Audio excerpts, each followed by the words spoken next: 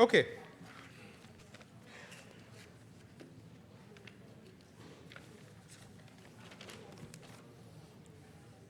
I assume there's a lot to think about from the first two sessions, and just going to add to that with this session two, which is different ways of doing data in criminal justice. And I think we've split the four-member panel into two mini sessions. We're going to have the first two speakers, that's Shreya and Christoph, focus on specific criminal justice work, and then we'll have Anshul and Mahesh speak more to different ways of doing data, and maybe not as much in the criminal justice context, but different ways of doing data. Shreya is the director of forensics and of death penalty litigation at Project 39A at NLU Delhi. And Christoph Gozman is Director of Research at the Development Data Lab and is also a doctoral candidate at ETH Zurich. Both of them have had engagement with Indian criminal justice in different ways and come at it from different perspectives. I guess Shreya through her work on forensics in India and death penalty litigation, and Christoph through the work that I think Professor Deshpande was referring to, of having analyzed about 5 million criminal cases in India for looking for judicial bias within those criminal cases. And yeah, so one lawyer and one data scientist looking at issues of criminal justice in India. Shreya and Christoph, may I first invite you onto the stage, please. So we'll have Shreya and Christoph give their comments for 20 minutes each, have a brief discussion, and then I'll call on Anshul and Mahesh. Yeah, I'm going to be quite strict with time, and it's a hard stop at 20 for each of you, so that we can also get more people to comment and come in. Shreya, please.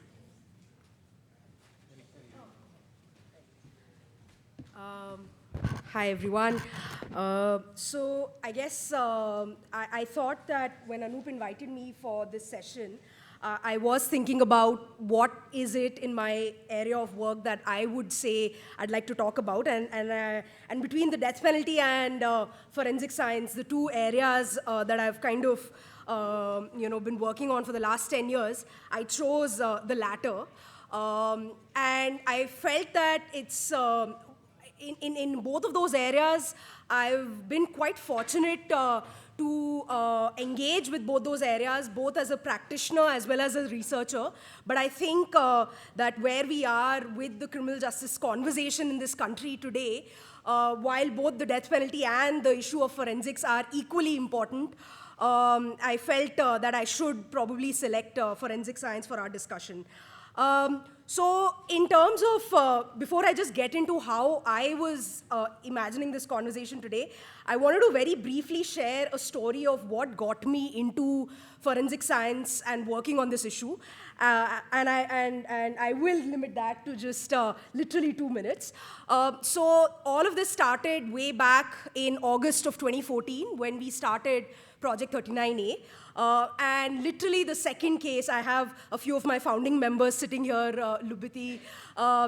Yeah, so literally the second case that we took on was a case of rape and murder of a minor girl from Indore, where 3 accused were convicted and sentenced to death for that offense.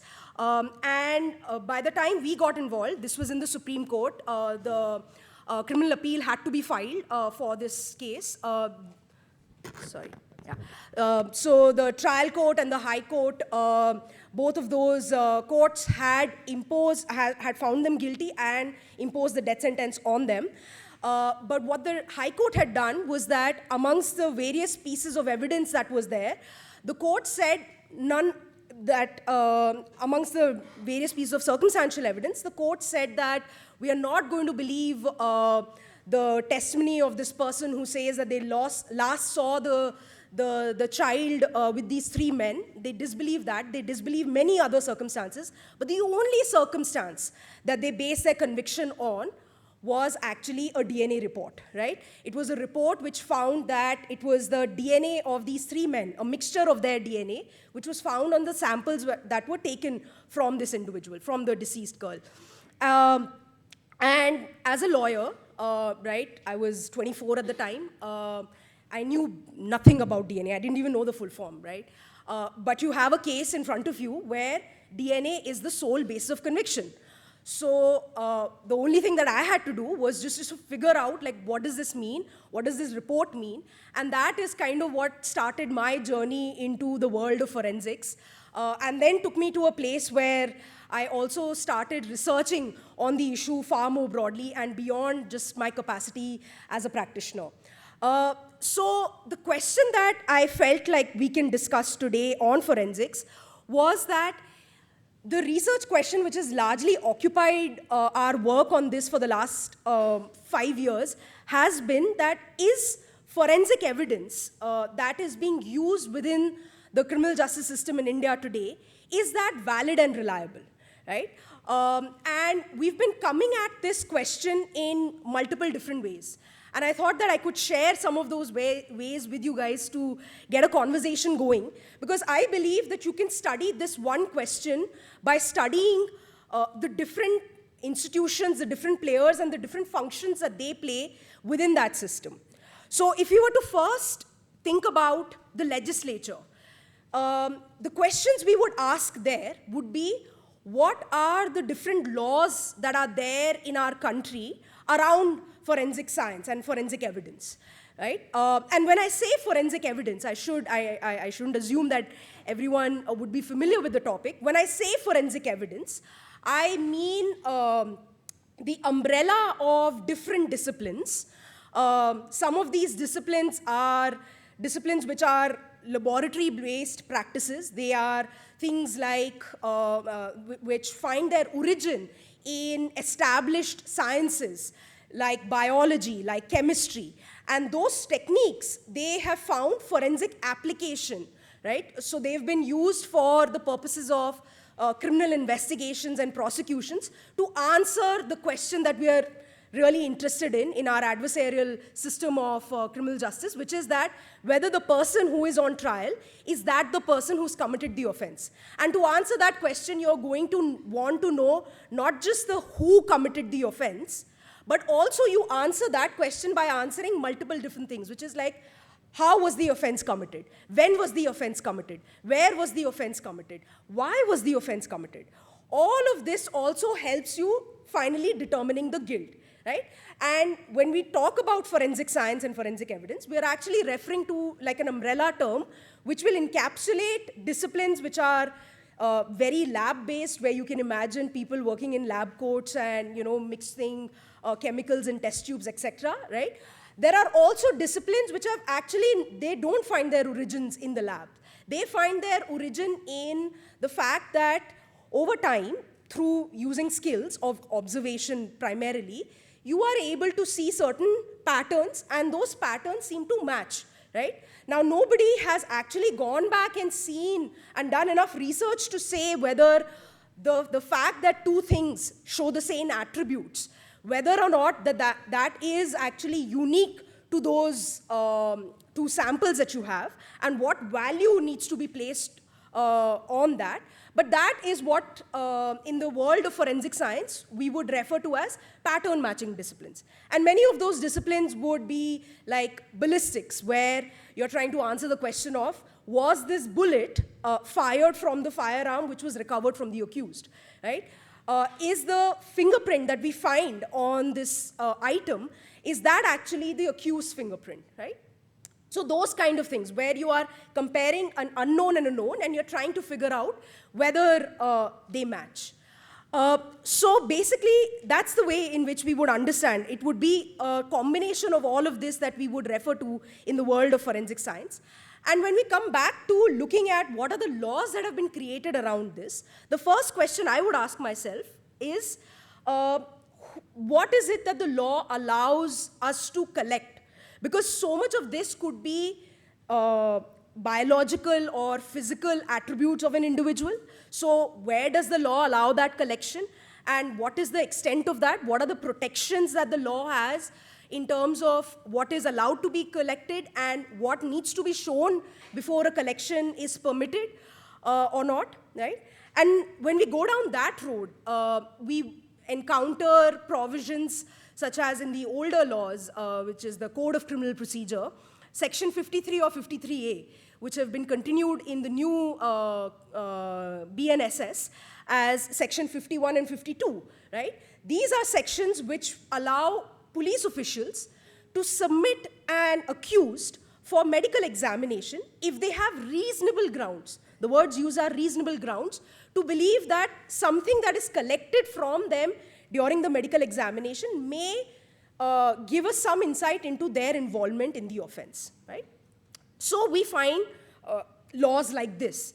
We also find laws like the 2022 Act, which was the Criminal Procedure Identification Act, where extremely wide powers have now been given to the police, where they can collect all manner of measurements, as they've been called. So these could be biological measurements, these could be physical measurements, these could be psychological measurements and attributes about an individual. And these could be collected not only from persons who have been arrested, but it can be collected from someone who is convicted, someone who is a suspect, someone who the police believes that even though you're not even a suspect, but collecting your attributes would be helpful for the purposes of investigation, right? So the idea here, when we look at these laws, is that these raise questions about why the scope of the powers that the police have, and do those powers, are they in line with the constitutional protections that we have? B, the question we can ask is that, are those powers actually going to be useful for the final function that they need to play? Which is that they will actually give some, will they be useful in shedding light on who committed this offense, right? Some of the other things that we can look at in this legislative framework would be provisions in terms of what are the standards that the law has in terms of the values, the qualities that it desires from forensic evidence itself, right? And here we come upon sections such as Section 45 of the Indian Evidence Act, which is now Section 39 of the BSA, which states that, yes, opinions of experts can be submitted to the court. But does it provide more direction in terms of what does the law desire from these opinions? What is the kind of attribute that these opinions or the examination that this expert has done that needs to be shown before that opinion can be relied upon, right? But we will find that a lot of that seems to be missing from the law per se. And finally, one can also look at procedural aspects of the law. One can look at what is the manner in which this kind of evidence comes into the courtrooms. So we can look at, for instance, do these experts whose reports we are relying upon, do they even need to come to court to testify? Or can their reports be relied upon without requiring their testimony? Because that is the way in which our law is structured currently. That government scientific experts, that specific experts, not all experts, but specific designation of government scientific experts who are working in forensic labs, who predominantly only service the state, the prosecution, they actually don't need to come to court and testify. And this throws up several different questions for us, right? Because this throws up questions not only about, so how is that courtroom, how is that defense lawyer, how is that prosecutor, how are they supposed to understand this very specialized technical area of science just on the basis of a written report? What all should be there in that written report for the court to satisfy themselves that yes, the evidence that this is based on is valid and reliable, right? And from here, we then start the journey of how has the court now interpreted these provisions? Has the court found anything wrong with these provisions at all or not? And the answer in that part, when we look at the judicial interpretation of these legislative provisions, what we find is that there is a little more, I guess, explanation that the courts have provided. So, for instance, the courts have said that, yes, in Section 45, when we say that scientific evidence can be used, can be relied upon, that scientific evidence needs to be intelligible, tested, and convincing. Now, what do these words mean, right? How do we determine that a specific DNA report is intelligible, convincing, or tested? If I was to ask you all today, do you believe that DNA profiling is scientific in nature? And I don't provide you any kind of, any more context to what I consider as scientific. I would assume that most of you would say, yes, DNA profiling is scientific, right? But that is based on our prior knowledge and understanding of what we consider to be DNA. But there are many aspects in DNA profiling that many of us would be quite unaware of. So therefore, the fact that the law does not provide any more guidance about what are these attributes that it demands, that creates another set of problems. From the courts, if we were to now move to the executive that governs the different labs, because many of the labs that we are talking about that submit this kind of evidence are labs which are actually government labs. These are labs which come under either the central government or the different state governments. But what we also find in this field is that there is no regulator for these labs. There is no body that actually has the powers to be able to ensure that the functions that these labs are supposed to have and conduct, that they are actually doing that, right? That there are some standards which are being created for these labs that they need to follow. And that creates another set of problems. Because here, we can then think about the fact that it's possible that the way in which, the manner in which toxicology examination will be done in, let's say, Delhi, may be very different from how it may be done in another place, right? It is possible that the people who are hired, the scientific staff who are hired in Uttar Pradesh may actually have differing set of qualifications than those who are hired in Maharashtra. And that kind of disparity in terms of the quality of the personnel, their competence, their proficiency, or the kind of standards that they are required to follow as they are doing the examination, or the standards that they're required to observe as they're reporting their results, all of that could vary quite significantly. And this is something that we realized when we conducted, specifically when we conducted our survey of the forensic science labs. So this was a survey that we did in collaboration with the Ministry of Home Affairs. And the objective there was, we wanted to understand what are the challenges that our labs face on a day-to-day basis, and what kind of measures need to be taken to overcome those challenges. So we started with the hypothesis that the way in which a lab is administered and is functioning, that has a direct correlation with the quality of the forensic examination that it's able to do, right? And to be able to do that, to conduct this research, we wanted to therefore study different aspects of their administration and functioning. What we found was it confirmed many of the kind of, intuitive beliefs we may have about our public institutions, that they are extremely, in situations where there are a lot of vacancies, the infrastructure is quite poor. But I think that it also threw up for us many things that we didn't actually expect. So for instance, as part of this research, we didn't only rely on the quantitative data points that we got as a response to the survey forms that we sent out, but we also actually went and visited the labs, and we went and spoke to the individuals. So as part of those narratives, we often heard issues like, for instance, in terms of recruitment, many of the labs actually prefer hiring people who don't come with forensic science degree backgrounds. They actually prefer hiring people who come from pure science backgrounds.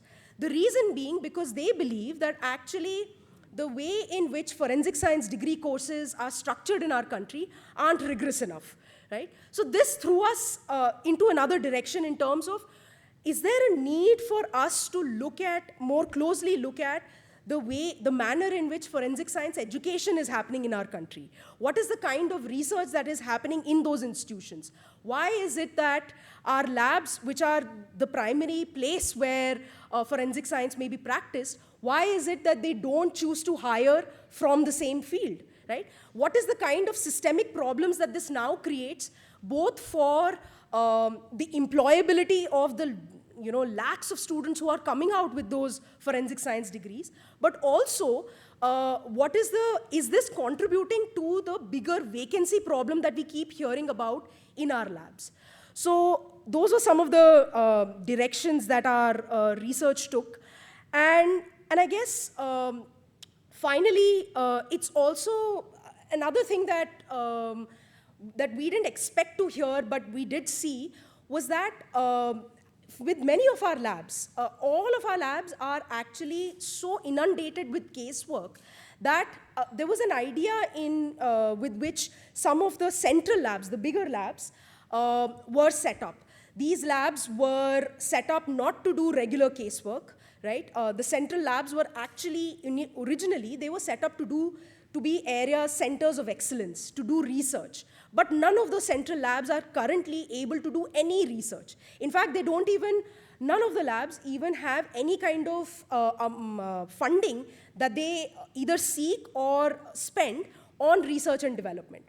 This raised another question for us, that if the people who are primarily in the forensic science field, as we understand it, the labs, if they are not doing any research and development, then who is? Is there any institution in the country who is actually investing in foundational research, right? And again, I think that raises another set of questions. So I'll just leave it there. I know my time is up, but I hope it's given you some ways to think about, back to the question of to try and understand validity and reliability of the forensic evidence that's coming into the criminal justice system. I think we can study different parts of the system to come at that problem. Yeah, thank you.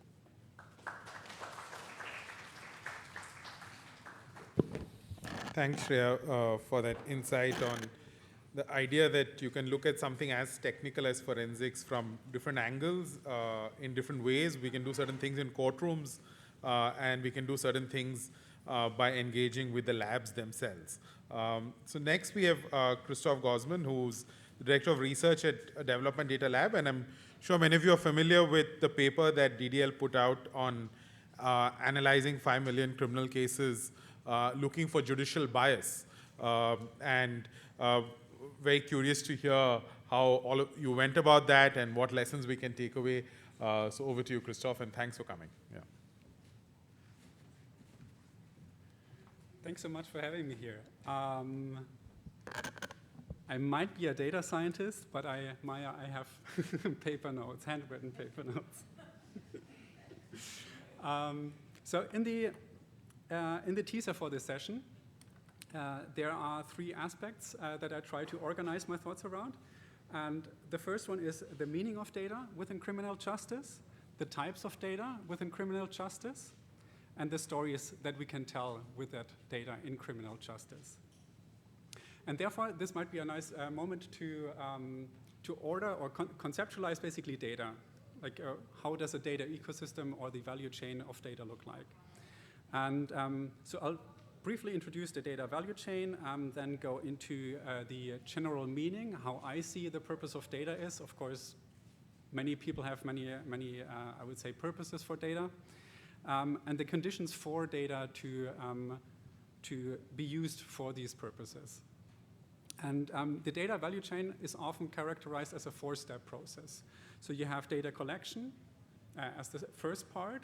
The second part would be cleaning and validation, very important parts as well. The fourth part would be the analysis of the data. And then, the third part. The fourth part is then the dissemination of that information, or optimally even for policymakers to base actions or like specific policy actions on that information and on that analysis. And within the context of criminal justice, This could be, the collection could be somebody entering a case into the eCourt system. So I'm familiar with the eCourt system, so I try to organize my examples around that. Or me as a researcher scraping that case, which is like a very, I would say, a case that takes quite a lot of time as well.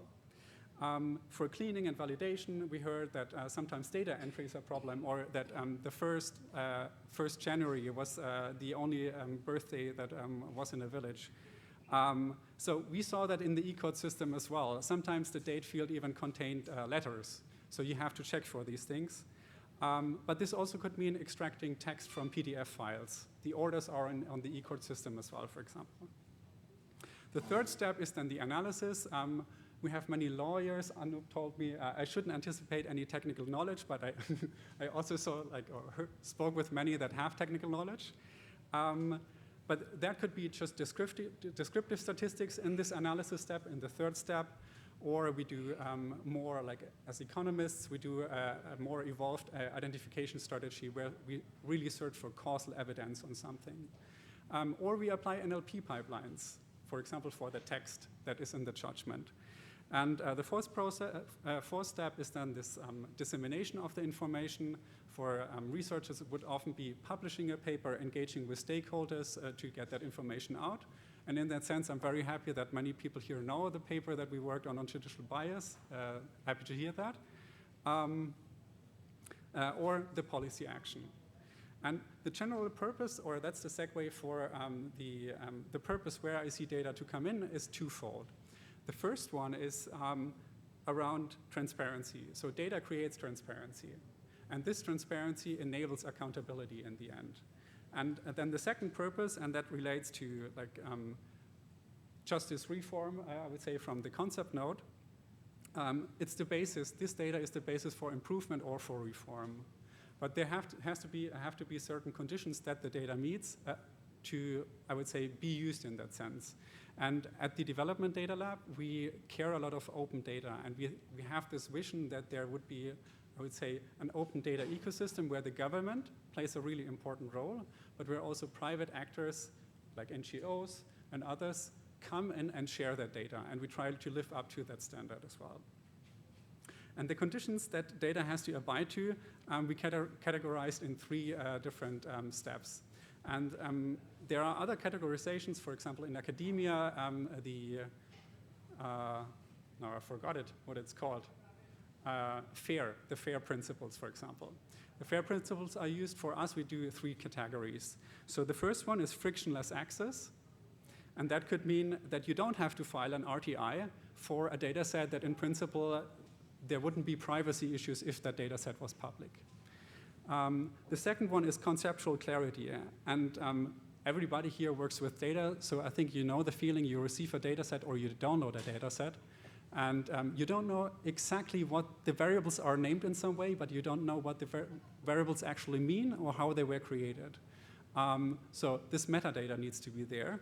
And apart from that, oftentimes data is not about the ground truth. So it is a limited sample. So let's say in the eCourt system, do I have all cases that ever land at a court? Or for example, are rape cases left out? That affects what story you can tell afterwards. And the third point, or the third condition, is appropriate delivery. So the data is interoperable, for example, provided as a CSV file instead of a proprietary Stata file, or that APIs can be used. APIs for like the more technical people under us is like it's a programmatic or an automated way to get data, and it makes our tasks very much easier in the sense that we can automate tasks. And now I want to transition to two examples how we use different types of data to tell these stories. And the first one, some of you know it already, some of you don't. So the first one is in this accountability angle. And the second one is more in this reform angle. And the accountability angle, that's the judicial bias paper that we wrote. And there we look at 5 million criminal cases from the eCourt system. And for that purpose, we scraped more than 100 million cases from the eCourt system first. And that took us roughly 1 or 2 years. And then we condensed it down to criminal cases and some other qualifiers as well. And we look at if judges deliver more favorable outcomes to defendants who match their own identity. And the identity dimension that we look at are gender, so male, female, and religion. And there we also have only 2 categories, which is Muslim and non-Muslim. And why we're looking into that, first, there's a lot of anecdotal evidence about a bias in the judicial system. And these groups or identities, so women and Muslims, are underrepresented in the judiciary. So we have 48% females in the population in India, but only 28% are like 28% of judges are female.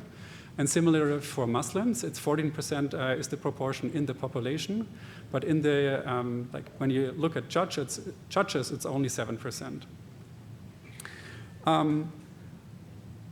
But in the data set, we have the name of the judge and the name of the defendant, and we have information about if the case was acquitted or not.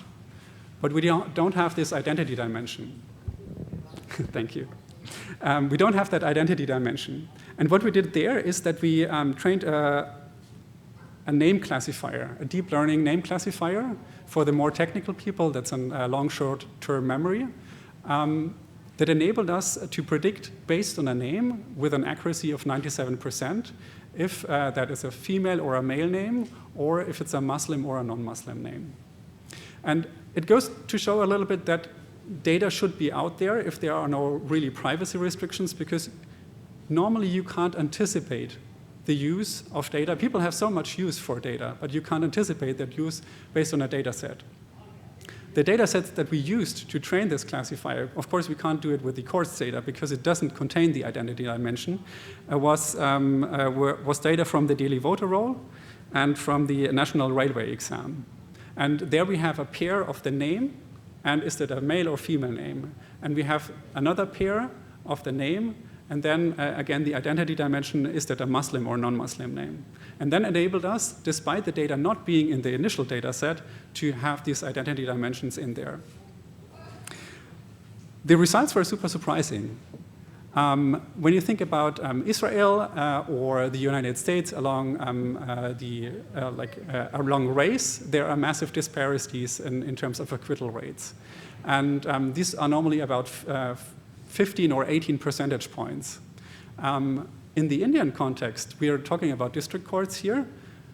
We found effects smaller than 1%. So we were really surprised by that. And of course, these 5 million cases, this massive data set, helps us a lot getting the error bars down. And this means we have a null effect, which normally, it's a little bit harder publishing that, but having a very small effect size really helped with that. What we did here, and this goes back to the data value chain, is that we published the data set. So scraping from a few people here, or like perhaps more than I know, scraped from the eCourt system. And it's I would say, a quite difficult process. You also have problems that, for example, case identifiers, if you look at millions of cases, there are collisions. So they are not necessarily unique. What we did is that we published the data set, but we published it without the names. So that's a little bit, I would say, like we had before a discussion about privacy issues here as well. I think if you publish a data set, you are responsible for thinking about these aspects too, because again, data can be weaponized. So I'm going to the second example now, and this is more the purpose that the data serves here. Thank you. The purpose that the data serves here is reform. And what we did there was we partnered with the Federal Judicial Academy of Pakistan, or we are still doing that.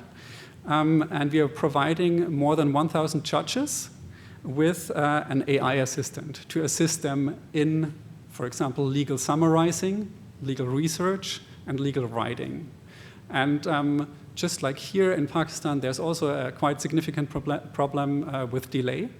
And we want to see, do judges want to use this tool?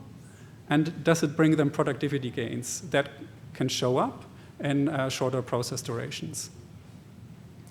And I'll try to explain it as simple as possible what the assistant looks like. So probably everybody of you has tried a chat assistant by now. And what we give to the judges, and we give training and this tool to them. What we give to the judges is just a ChatGPT window, you can imagine as that.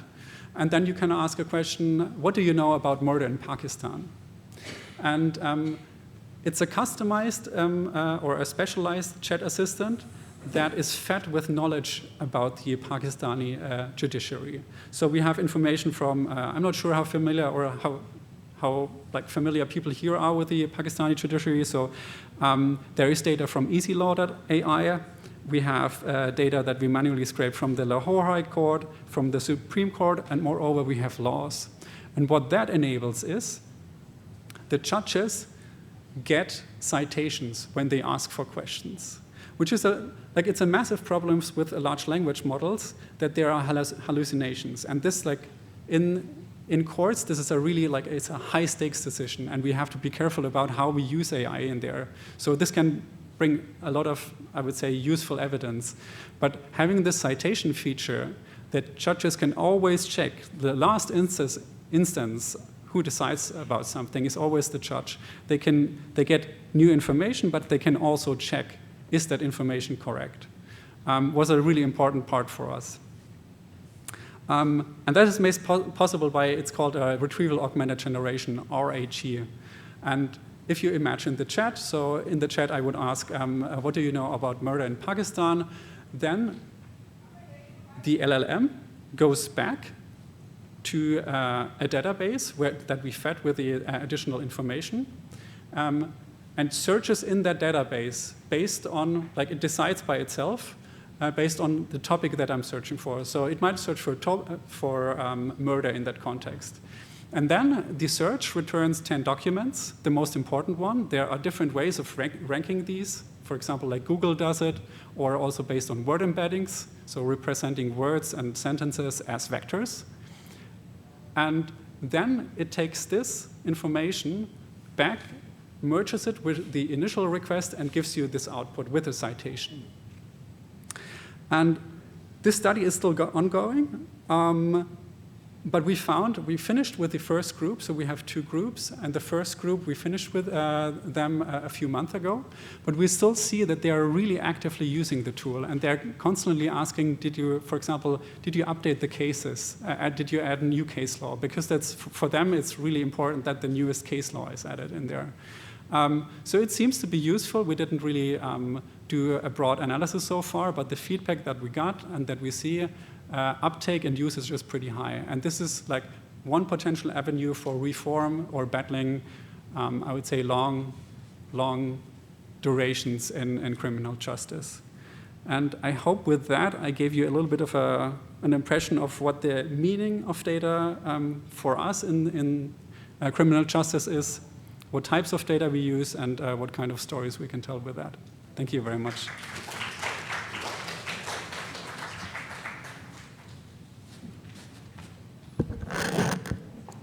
Thank you, Christoph. That really was fascinating to just, I'm sure there are many questions about both efforts, both with the judicial bias paper with the Indian cases and what you're doing in Pakistan, right? So yeah, we'll just have a few minutes now for questions or comments on what Shreya and Christoph have spoken about before we get Anshul and Mahesh onto the stage. So we can start with comments, questions. So again, just to reiterate what Valay said earlier, very much interested in comments. Doesn't necessarily have to be questions. And both of you also don't feel the need to have to answer the questions. We can just leave it if you don't want to answer any specific question. So please give us your thoughts, reflections on anything that you've heard, or the session description in the documents that you have. Yes, please. Name and affiliation would be helpful, yes.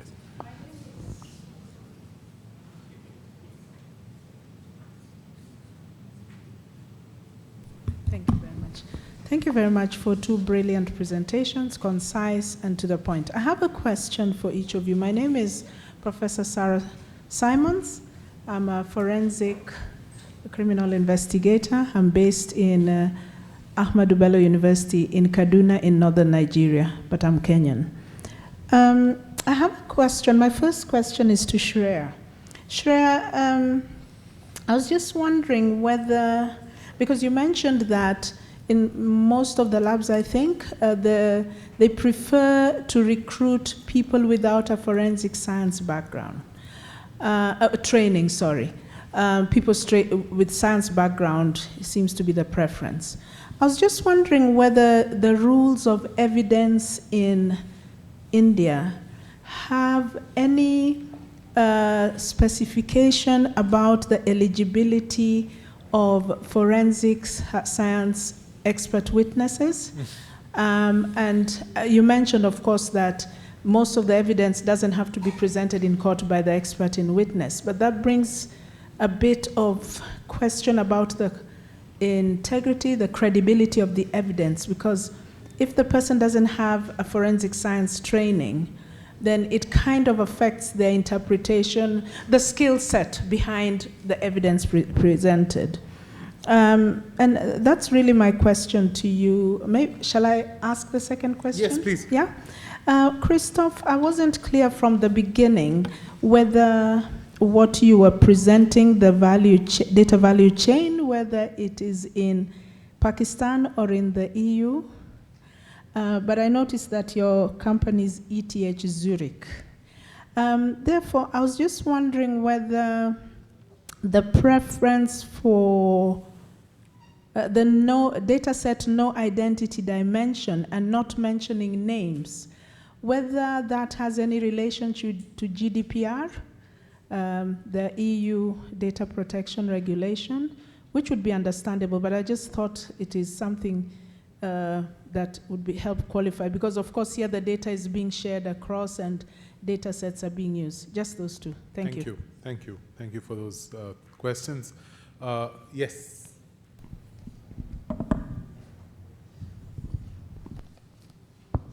Hi, I'm Pavitra from XKDR, a research organization based out of Bombay. So just again, reflection, comments, inputs, both based on the previous discussion and this discussion. I think one aspect that we probably don't emphasize enough is primary data as opposed to secondary data that we get directly from the codes and the system. And when I say primary data, I mean both quantitative and qualitative data that we can get out of surveys. I know some of them here, I think Tasneem, Shruti, they've all done surveys in the justice system space, but it's all been sporadic, right? It's a one-off incident. But I think if we have to make interventions in the criminal justice system, make any reforms, it's important to know the before and after of the system. So we need to have a way of doing these surveys on a much more periodic basis. I'm sure Mahesh will talk about that. But that's one aspect for quantitative data.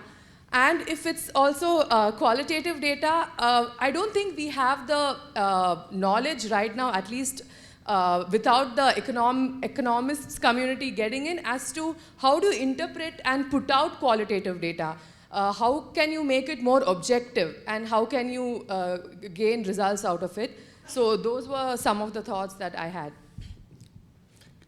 Sorry, can you just speak to that last point a little more? Just in terms of that we don't know how to, when we use qualitative data, was a concern that so objectivity suffers? Not exactly objectivity suffers, right? The previous speaker, the researcher, she showed us a lot of anecdotes that people are speaking. There are conversations and interviews with people. But I think showing them as conversations, but you could nuance them more. I think right now there are machine learning language models that can pick up patterns from it, so that you can, show it in a much more better way, give more information than just stories of people. Right. It becomes data points then. Understood. Yeah. Understood. Okay. Yes. Yeah. Thank you. Hi, my name is Smita Gupta. I'm a lawyer and a legal technologist from Agami, which is a not-for-profit working at the intersection of law, justice, and technology. Broad comments and reflections. Very interesting panel by both of you, especially the comments by you, Christoph.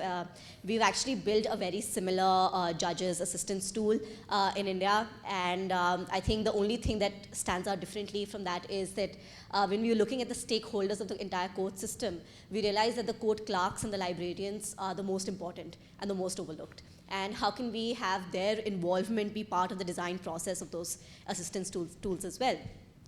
Which would also then cater to the question of, is the data reliable? Is this being regularly updated? Can there be an admin access by the librarian, for instance, who can continue to update it? Having said that, we built this as a prototype for using 400 laws across Central and Karnataka state. And it took 8 months. AI was not the issue, technology was not the issue, data was the issue, because prior to 2001, none of the laws were digitized. And even if, we had a bunch of student volunteers, I myself went down to the High Court library looking at, okay, how can we get the metadata of the non-digitized laws? And it was a pain because some of the laws which have been notified in the official gazette are nowhere to be found in the gazette. Those notifications themselves are not to be found. And basically, the tool is ready, it's ready to be used, but until and unless it's rich with data, it doesn't really work. And so there was actually a lot of buy-in from a bunch of bright spot judges in the Karnataka High Court, but just because of the paucity of rich, high-quality data, and the High Court is ready to, and the Supreme Court is ready to give that data, but it just doesn't exist in the format that in a machine-readable format, or in a format that an AI application can actually leverage it. That was the first limited Smita, point. could you just, just not assuming the level of familiarity at which you're speaking, could you just speak a little more to what you mean by the data was not available to use this tool? No, absolutely. Yeah. So imagine a judge going onto the platform and sending a voice command in Kannada language saying, what is the difference between Section 5 of CRPC and Section 5 of BNS?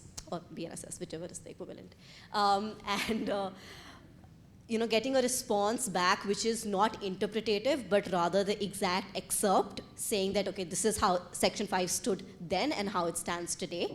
But in order to get that exact excerpt, you would need to train the model, or we used RAG as well. Train the model on the metadata of the different laws. So the section number, section details, act number, act year, all of those things. Now to do that for 400 laws, which is also a small number, but imagine doing that for all the laws in India, you cannot do it manually. In order to automate that process, you would need to have the data present in a way that is machine readable, meaning you can scrape it and access it in consumable formats. Does that help? Thank you. Okay, fantastic. Sorry, I meant to keep this brief, but the second limited point was on, there was recently, just 2-3 weeks back, an open and network court that was launched by the Kerala High Court in the Kollam district as a pilot court, which is actually very cool. Like the Indian judiciary is doing pilots, but they built like an MVP approach for a court to only deal with check bouncing cases, because as we heard by Professor as well, that check bouncing cases actually form a huge part of the pendency in Indian courts today. And the idea is that those courts, it's called open and network, and the short form is ON because they're on 24/7. They're digitally first courts with allowing for asynchronous actions. So you could be sitting in a different time zone, in a different geography. You would have your own login portal across litigant, lawyers, court clerks, registrar, judge, and all of them be able to access all of the information in real time, being able to schedule the cases real time. Why I bring this up is because the court has launched 4 APIs in open source. So all of the data from that district court will actually be available for researchers galore. And the idea is that this is only happening for one district, of course, but can we scale this kind of an approach up for like motor vehicles cases? I think traffic courts came up earlier. And so somebody mentioned that with bail cases, using AI, algorithmic bias can come in, and AI is unpredictable, and so on and so forth. But there are a multitude of ways in which AI can be used to scale some of these solutions. So even this open network court has been built on not just AI. There are a bunch of open source stacks on top of which it has been built, but AI remains a very core principle, a core component. And so not looking at AI merely as a recommendation tool or a prescriptive tool, but rather an enabler for scaling up more complex and mundane tasks, I think would be a good way for us to look at when we are looking at data in the context of criminal justice. Thank you. Thank you. Yes, Vijay. And Nimisha then. Yeah. No, I just wanted to respond to that point about qualitative data not being objective. I think, okay, sorry, go on. I think qualitative data is not meant to be objective. It is meant to be qualitative, it is meant to be interpretative, and therefore the data that was put out there, they are not anecdotes, it is data. It's a different kind of data, it is ground up data, and quantitative data and qualitative data work together to create a story. So I thought I have to say this. I'm sorry. Good, this is exactly what we want. Yeah, Nimisha, we'll come back. I have a very specific question for Shreya. In the forensic report... Also, we could just do the introductions as well. Oh, sorry. That's Professor Vijay Raghavan from Tata Institute of Social Sciences. Yeah. Yes. Nimisha, work in child rights and child protection. Yes, so at the forensic report launch, that report had some amazing recommendations. And since it's a report with the Ministry of Home Affairs, could you comment on whether there has been any uptake of those recommendations? So my larger question is, do we have like best practices and case studies on what kind of data actually works? What do we see converting into actual action? Because I know that all of us people in child rights and child protection, we are like banging our heads against the wall because we are saying one thing and what we are seeing happen in terms of law and policy is something opposite. So yes, just that. Thank you. We have two more questions. Lubhiti, you had a... Yeah. Hi, I'm Lubhiti. I'm a research fellow at SWAS in London and working on a 5-year project on the social life of law, which kind of squarely falls within this because we're working with a lot of large data sets gathered from e-courts, state police department websites, also qualitative data from fieldwork. I guess what I have to say is just maybe a reflection for myself more than for everyone else in this room, but because for most of us who are trained in law, we're not trained in data. And so I've come into this work very late into my profession. So I've had to teach myself many things in law, which is also why conceptually the ideas I might have on what works in legal reform are perhaps not as well refined as, say, an economist might, because economists and people in STEM disciplines are trained very early on to work with large data sets and imagine the stories that can be told from it. I don't think as lawyers we're trained in that. We're trained in law schools in courtcraft and case law analysis. And so many people in this room actually, and I do respect that, have come into data work very late into their careers because they're very invested in it. So maybe it's also to say that perhaps we shouldn't beat ourselves about the fact that we're not able to imagine everything that can be done right now, also because digitization of legal data is something that's happened only in the last 10 years. So even what's available to us it's only really 10 years old. And that's why perhaps the India Justice Report is also coming out now, because it's taken us that long to imagine. But personally also, I think, and it might be interesting to have other professionals here reflect on that or speak about it a bit, is how you've had to restructure your professional life in order to accommodate your data research work, and how much you've had to let go of, or maybe not let go of, other things you want to do in, say, advocacy and intervention, because data work is extremely immersive especially legal data work, because you're already facing availability challenges. We spoke about lack of access to institutions, which is something I, as an independent researcher, have always faced.